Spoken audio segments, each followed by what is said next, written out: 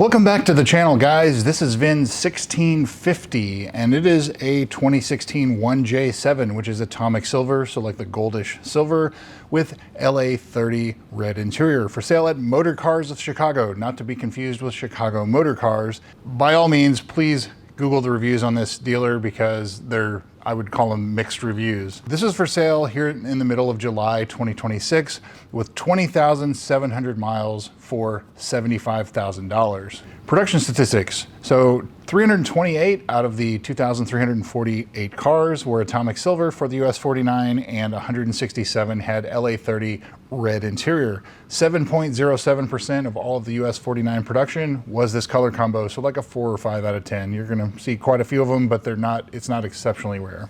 For 2016, 199 out of the 1,418 cars were atomic silver and 100 had LA30 red interior. And there's quite a few less than that still exist because this was the same color combo that was used in the movie Black Panther. They were all 2016s with atomic silver and red interior, and they are all crushed except for one. So this car was manufactured March 18th of 2016, but its in-service date was June 5th of 2017, so that should tell you how long it sat on the dealer lot. Engine 2066128 is the engine, if it still has the original engine, which I would assume is the case. And as far as options go, it had G4, which is the lighted front door sills, Mark Levinson V2, which is the glass brake sensors, Z2, which is the comfort and convenience package that had the trunk mat, the cargo net, wheel locks, key gloves, and the applique on the top of the rear bumper. So basically it had most of the major options except for orange calipers. Carfax, Epic VIN, and auto check. So my 2026 Carfax shows this as a 2-owner, no accident car. My 2024 shows this as a 2-owner, no accident car. Epic VIN shows this as a 2-owner, no accident car. And AutoCheck also shows this as a 2-owner, no accident car. I actually missed this on my notes, but it does have an accident reported in 2017, and it shows moderate damage January 9th of 2017. So something to take into consideration there. Previous sales. So this car first went on sale in April of 2016 for $88,000 in Colorado. Still for sale in September of 2016. Still for sale in November of 2016.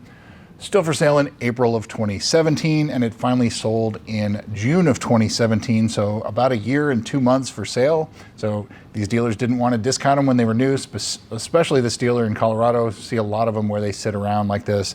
They didn't want to discount them. The market liked them around $70,000 new, and so this one finally sold to a buyer in Colorado who only owned it for 1,215 miles.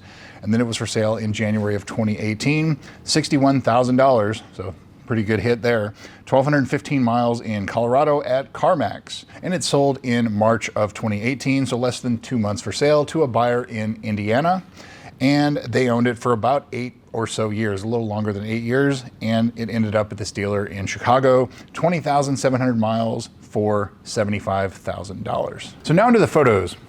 I see a little bit of damage on the passenger side, front, bottom of the bumper. And that's a pretty common spot. It's kind of right there. It's from curbs and things like that. And I also see it on the driver's side as well, maybe even a little bit more damage there. And the carbon fiber piece on the front lip, on the lower bumper, it looks like it has a little bit of damage too. So probably from parking stones or curbs or something like that. You know, if it were me, this car like this with this low of miles, I would probably repaint or replace the bumper if that's the case. The interior looks great. I don't see any carbon fiber delamination or anything. And for 20,000 miles, it looks like an interior that you would expect to see for a car that has 20,000 miles. So I do see that the front brakes have a lip on the rotors, and that's pretty common around 20 or 30,000 miles. So this car likely probably had a lot of shorter trips, and so it's probably due for brakes. That would be my assumption, but I can't see the photos well enough to see the tire condition or the date codes. I would assume that the tires have been replaced, but it's a possibility that maybe they haven't. So I would say overall, it presents very well, especially on the interior, but the front bumper would be the main concern, and the brakes, as far as what I see. So now to the price. The market this year is way up, as you're well aware, and so not surprised at all to see this car listed at $75,000. However, here in mid-July 2026, I would say this would probably be a low to mid-60s car at best. So to me, I believe it is a little bit overpriced. and especially considering the damage on the front bumper and the possibility that it needs brakes and or tires. So now into the service history. This car doesn't have a lot of miles, so I wouldn't expect to see a lot of services, and that's pretty much the case here. It looks like it's been exclusively Lexus dealer serviced, so that's also what you like to see. However, there's nothing since 2023, but that was only about 1,500 or so miles, so like 18,500 miles.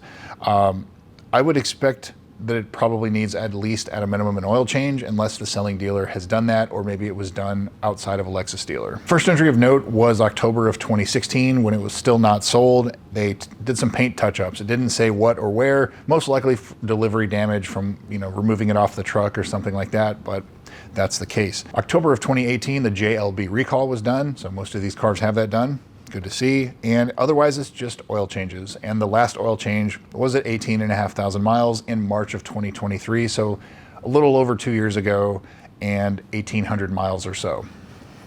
But there's nothing else on brakes, tires, valley plate. The low pressure fuel pump has not been reprogrammed on this car, so you may hear a humming or buzzing in the back seat. There is a fix for it, but it's no longer free. The low pressure fuel pump recall, and the parts are not available yet for that. The KLG, the GPS location reporting incorrectly, that has not been done. The ZLZ is still in effect for this car for the cracked or sticky dash until June 5th of 2027. So you still have about 11 months left on coverage for that. But I would say just kind of the usual things need to be caught up. And just out of age, I would probably do fluids, brake fluid, coolant, TVD service, torque vectoring differential, transmission, maybe a belt, maybe hoses, things like that. And of course the valley plate. Heat cycles and time. I've seen them with fewer miles than this that have a leaking valley plate, so I wouldn't be surprised if it's leaking if it's had a lot of short trips. So definitely do a pre-purchase inspection, inspect the valley plate to make sure it's not leaking. So that brings me to would I buy this car?